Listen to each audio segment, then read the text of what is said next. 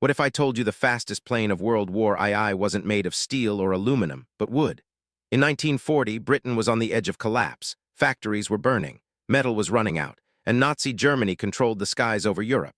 So when aircraft designer Geoffrey de Havilland proposed building a combat plane out of plywood and balsa wood, the British Air Ministry thought he'd lost his mind. Wood against the Luftwaffe. Against Messerschmitts built with precision German engineering, they nearly canceled the project. But de Havilland pushed forward anyway, and what emerged from his workshop would change the war.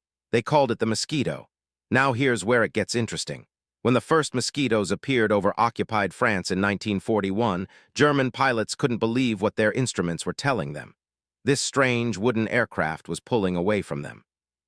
At over 400 miles per hour, it was faster than any fighter the Luftwaffe had. And it wasn't just fast. It could fly so high that German anti-aircraft guns couldn't touch it. It slipped through radar like a ghost. But the humiliation didn't stop there.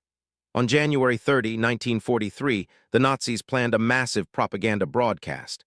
Hermann Göring himself, the commander of the Luftwaffe, was scheduled to speak to the German people at exactly 11 in the morning. He never got the chance. Minutes before the broadcast, 3 Mosquitos screamed over Berlin at rooftop level and bombed the radio station into silence.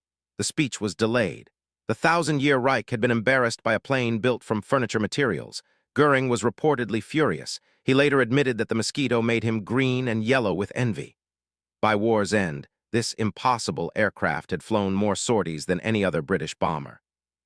It served as a fighter, a bomber, a spy plane, and a pathfinder.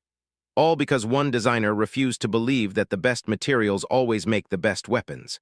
Sometimes, the craziest ideas are the ones that win wars.